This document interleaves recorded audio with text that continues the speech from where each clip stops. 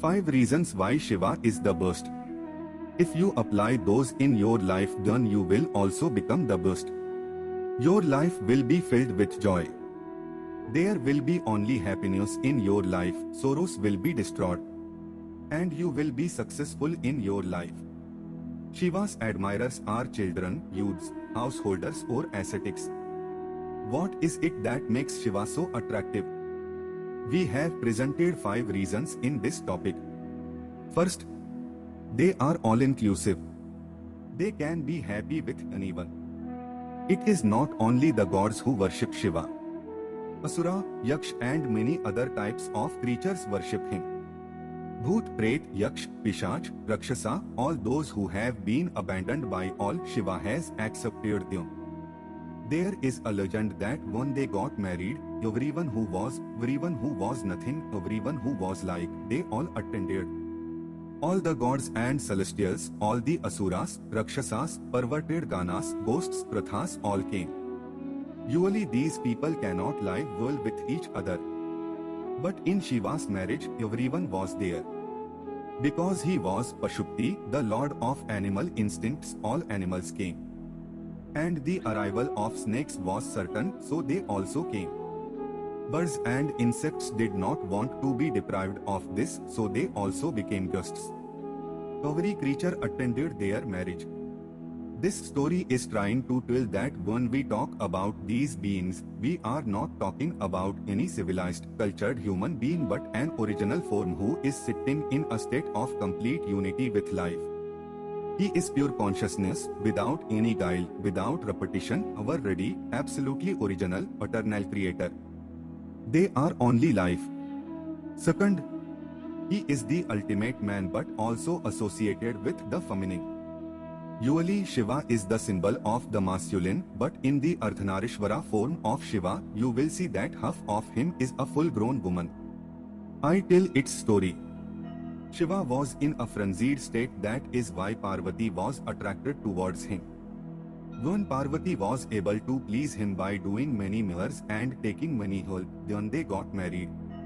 After getting married, naturally, Shiva wanted to share his experiences. Parvati said, I also want to experience the state in which you live within yourself. What should I do? I am ready to do any kind of penance. Shiva smiled and said, you don't need to do any great penance. You just come and sit on my lap. Parvati came to him without any resistance and sat on his left lap. She was so inclined that she completely devoted herself to him. Shiva drew her into him and she became one with him. You need to understand that if he had given them a place in his body, he would have to give up half of his body, so he included them in himself by giving up half of his body. This is the story of Ardhanarishwar. What it is really trying to convey is that the feminine and the masculine are equally divided in you. And when she merged them in herself, she reached a state of ecstasy. It is being told that when inner femininity and masculinity meet, then today one reaches a state of eternal ecstasy. If you do it externally, it doesn't last and the troubles that come with it become a constant drama.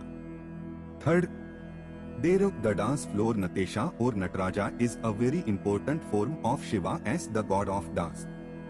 When we visited CERN in Switzerland, which is a physics laboratory where nuclear disintegration takes place, we saw a statue of Nataraja in front of the door because they realized that what they were doing was similar. There is nothing else in human culture. It represents the vibrancy of creation and the dance of creation, which was born on its own out of eternal peace. Fourth, they are always happy. Shiva is shown in both the forms of a drunkard as well as an ascetic. He is a yogi. If he sits in meditation, he does not move. At the same time, they are always in a drunken frenzy. That doesn't mean they go to a liquor store. The science of yoga gives you the possibility to remain in a state of supreme bliss while remaining calm. Yogi is not against Anand. They don't want to be content with less enjoyment. He is a yogi. They know that if you have a small glass of wine, you'll enjoy yourself a little, and then the next day you'll have a headache and more.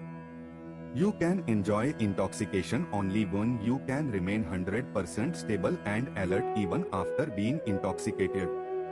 And nature gives you this possibility.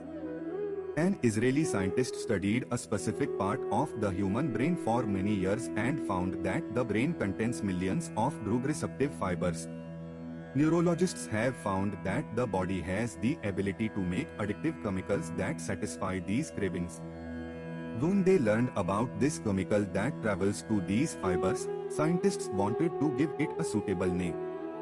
On examining several texts, he was surprised to find that the only Indian texts speak of ecstasy. That's why he named this chemical Anandamide. So all you have to do is generate a little bit of Anandamide because you have a whole opium plantation within you. If you prepare and keep it functional in the right way, you can live in bliss all the time. Fifth, biggest outlaw when you say Shiva, it is not religion. Today the world is divided on the basis of religion. So if you say something then it seems that you are following some religion. It is not a religion, it is a science of inner development. It is about going beyond and being free. It doesn't matter what your lineage is, who your father was, or what boundaries you were born into or later bound into. You can go beyond all this if you are willing to try. Nature has set some rules for humans, they have to live within it. Breaking the laws of material nature is a spiritual process. From this point of view, we are lawbreakers, and Shiva is the biggest lawbreaker. That's why you cannot worship Shiva, but you can join his company. So friends, these were the 5 reasons. If you apply these in your life, then your life will be filled with joy. There will be only happiness in your life, sorrows will be destroyed, and you will be successful in your life. It is our wish and our blessing that you take advantage of this wonderful gift from nature. We hope you all ride the flow and feel the beauty and bliss of the one we call Shiva. Friends, we have made a small effort to spread the knowledge of Sanatan Dharma all over the world. We request you to help us in this. We have started bringing submissions into other languages. Please subscribe to those channels as well. This will help us a lot. We thank you from the bottom of our heart. Friends, how did you like this presentation? Please express your views in the comment box. If you like the video, then like the video and share it with your friends and relatives. Do subscribe the channel, we will keep bringing such Vedanta in front of you. Till then, Om Tattva Satya.